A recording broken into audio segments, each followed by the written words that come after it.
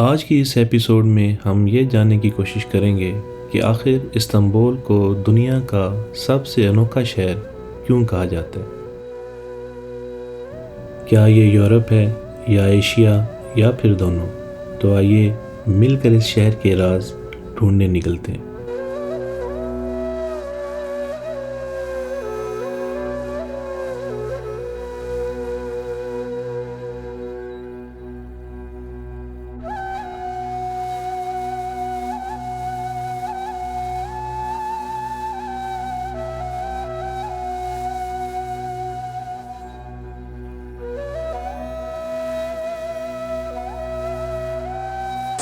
अस्सलाम वालेकुम, good morning, all the way from Istanbul.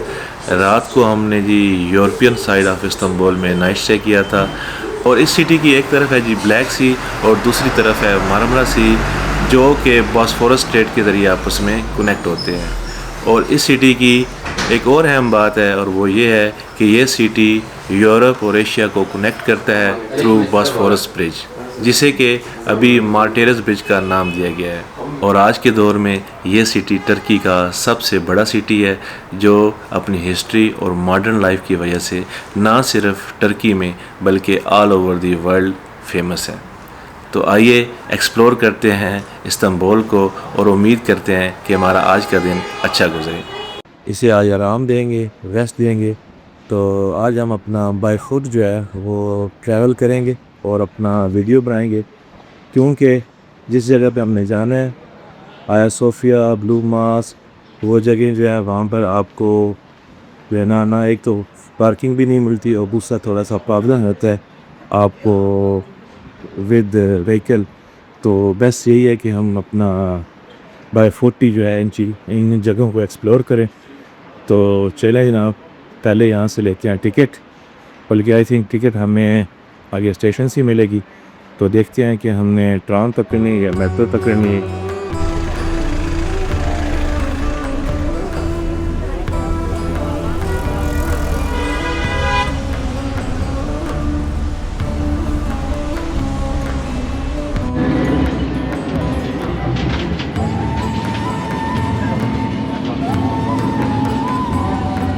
Kapalı Çarşı, Beyazıt Grand Bazar. अभी हमारे दो स्टॉप रहते हैं, ये ऊपर हम बेआज़ाद पे पहुँचे हैं। इसके बाद ये चैम्पियर लिदास आएगा, फिर उसके बाद सुल्तान अहमद जो है वहाँ पे हम रुकेंगे। हमारा स्टॉप आ गया और सामने ही क्या खूबसूरत सीन नज़र आया है। अगर आप देखें तो ये ब्लू मास्क है आई थिंक।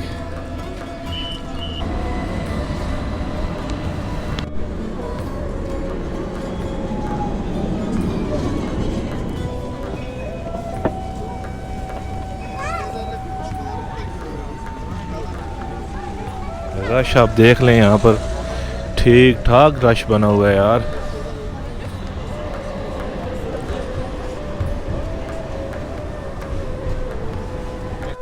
वो सामने आप देख सकते हैं जी ब्लू मास्क, और इसके बिल्कुल अपोजिट साइड पे है हिस्टोरिकल हाया सोफिया।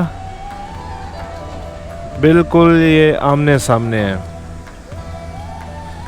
क्या खूबसूरत आर्किटेक्चर है यार, दोनों एक दूसरे से बढ़ के लग रहे हैं। तो मैं इस वक्त खड़ा हूँ जी हाया सोफिया के बिल्कुल सामने, और ये चर्च 537 एडी में बेज़ंटाइन एम्पायर के दौर में बनाया गया था। और कहा जाता है कि ये चर्च उस वक्त के सबसे बड़े और इम्प्रेसिव चर्च में से एक था। जब इस चर्च को बनाया गया तो उस वक्त के एम्परर ने कहा था, ओ सुलेमान, आई हैव सरपास दी, यानी ए हज़रत सुलेमान, मैंने आपके टेंपल से भी एक बड़ा चर्च बना दिया। और फिर तकरीबन 1000 साल तक ये चर्च बेज़ंटाइन एम्परर का सेंटर रहा। और फिर उसके बाद 15वीं सेंचुरी में सुल्तान महमद ने इसको फ़तह किया और उस वक्त से ये बिल्डिंग एक मस्जिद बन गई।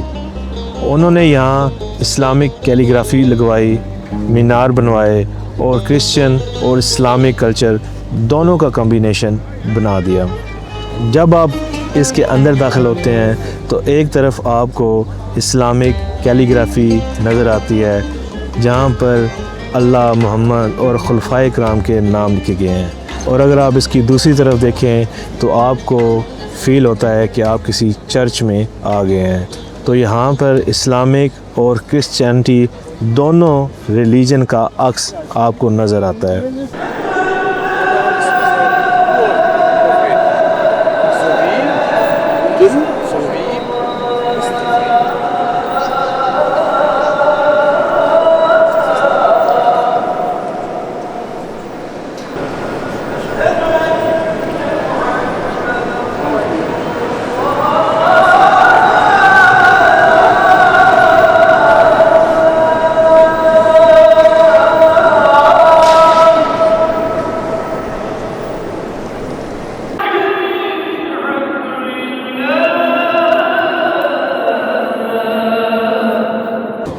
नाइनटीन 1935 में मुस्तफ़ा केमाल अतातुर्क ने इसे म्यूज़ियम बना दिया ताकि लोग इसकी हिस्ट्री और आर्किटेक्चर दोनों को अप्रिशिएट कर सकें।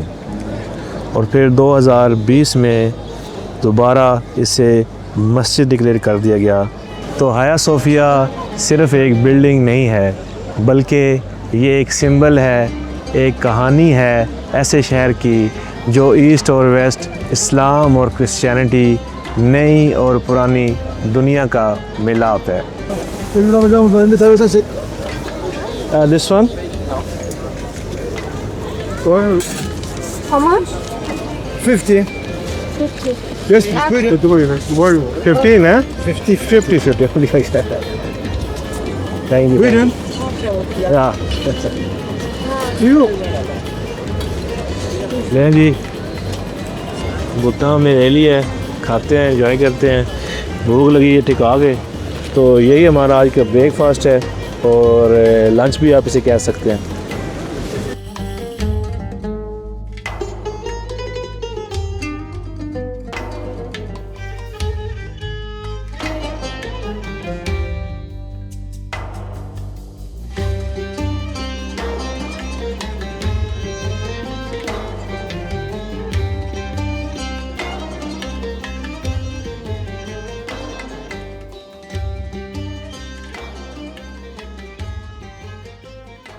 तो मेरे पीछे ये जो आप बिल्डिंग देख रहे हैं ये ना सिर्फ टर्की की बल्कि इस्लामिक दुनिया की one of the most beautiful mosque है और इसका नाम है जी ब्लू मॉस्क, या आप इसे सुल्तान अहमद मॉस्क भी कह सकते हैं। ये मॉस्क सुल्तान अहमद वन के हुक्म से 16th सेंचुरी में बनवाई गई थी और उस वक्त सुल्तान अहमद की उम्र सिर्फ 19 साल थी। सुल्तान अहमद का ये विजन था कि वो एक ऐसी मस्जिद बनवाएं जो कि ना सिर्फ ऑटोमन आर्किटेक्चर का मास्टरपीस बल्कि अल्लाह की इबादत का सिंबल बन जाए। इस मस्जिद की ख़ास बात इसके 6 मीनार हैं और कहा जाता है कि उस वक्त सब लोग यही कहने लग पड़े थे कि ये तो मक्कातुल मुकरमा की मस्जिद के बराबर हो गई है, क्योंकि उस वक्त हरम पाक के भी 6 मीनार थे। तो फिर सुल्तान अहमद के हुक्म से मक्का मुकरमा की मस्जिद में एक 7वां मीनार बनाया गया ताकि मक्का मुकरमा की मस्जिद की हुर्मत बरकरार रह सके। इस मॉस्क के बिल्कुल सामने हाया सोफिया की इमारत है। ऐसा लगता है कि जैसे क्रिश्चियन पास्ट और एक इस्लामिक लेगेसी आपस में बात कर रही हो।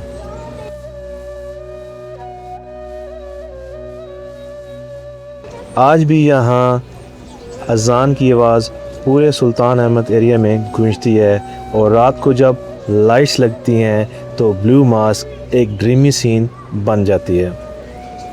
मुझे लगता है अगर कोई पूछे कि इस्तांबुल का सोल कहाँ है तो मैं कहूँगा ब्लू मॉस्क के अंदर, उस सुकून और रोशनी में जो दिल को छू लेती है।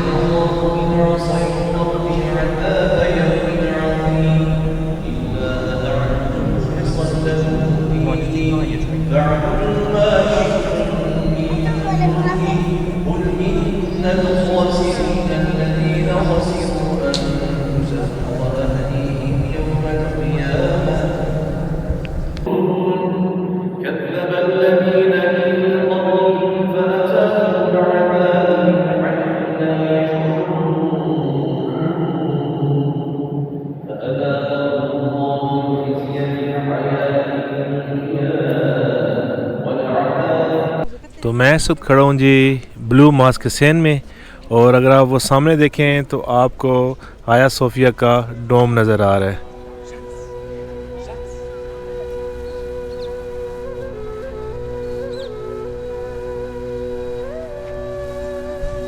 तो अभी हम मौजूद हैं जी सुल्तान अहमद स्क्वायर, या पुराने ज़माने में इसे हिप्पोड्रोम ऑफ कॉन्स्टेंटिनोपल कहा जाता था। ये इलाका किसी वक्त रोमन और बिजेंटाइन एरा का सोशल और एंटरटेनमेंट का सेंटर हुआ करता था।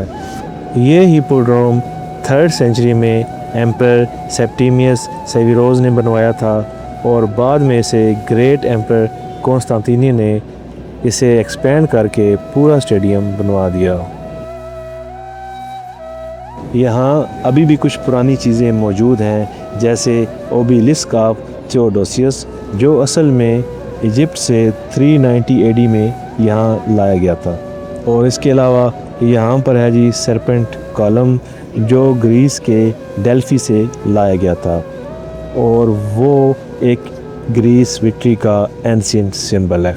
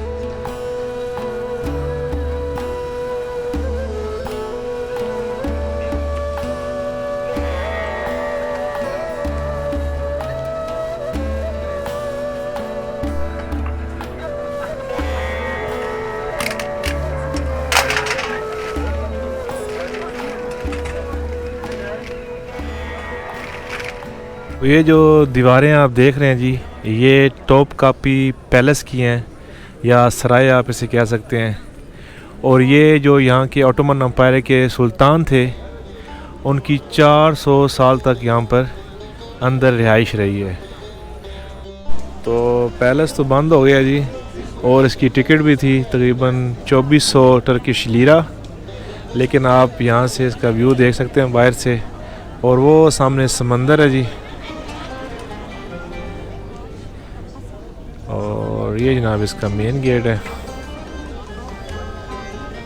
और ये साथ में आया सोफिया था जी, और वो दूसरी तरफ ब्लू मॉस्क।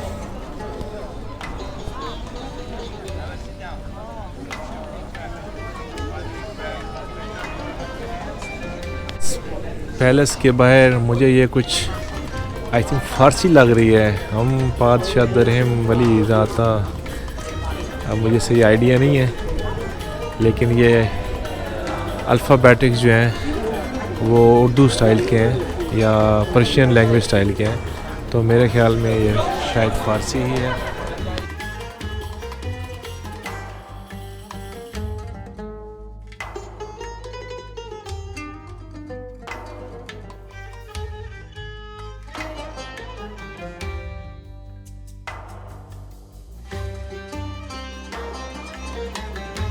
अभी हम इस्तांबुल के मशहूर रास्ता बाज़ार में हैं।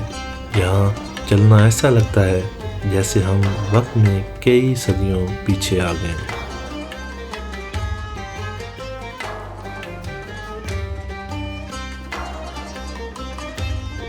तो ये बाज़ार रात 11 बजे तक खुला रहता है, और सुबह मैंने आगे एक दुकानदार से पूछा, कहता है ये डिपेंड करता है, जब आवाम ज़्यादा हो तो हम जल्दी खोल लेते हैं, लेकिन ये है कि ये कंफर्म है कि रात 11 बजे तक ये बाज़ार खुला रहता है।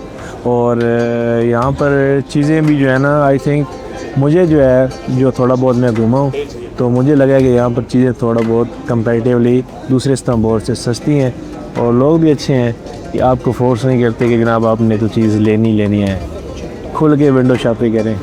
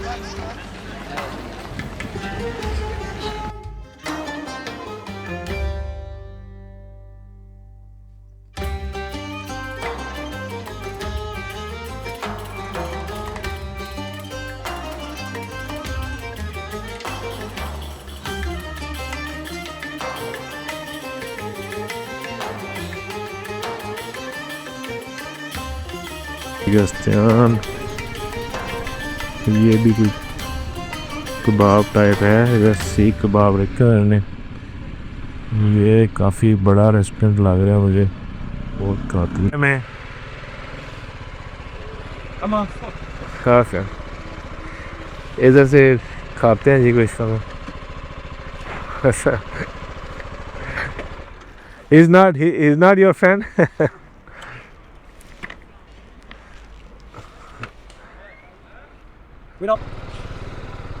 चलें जी, खाना हमने लिया खा और बंदे अच्छे थे, अल्लाह, और खाना भी अच्छा था और रेट भी बड़ा मुनासिब था यार। आई थिंक 11 या 12 यूरो क्या लिया आप। इसमें खाना जो है ना 550 टर्किश लीरा में ये जो खाना था सारा मिला है हमें। तो आई थिंक इतनी बनते हैं 11 या 12 यूरो मेरे ख्याल में।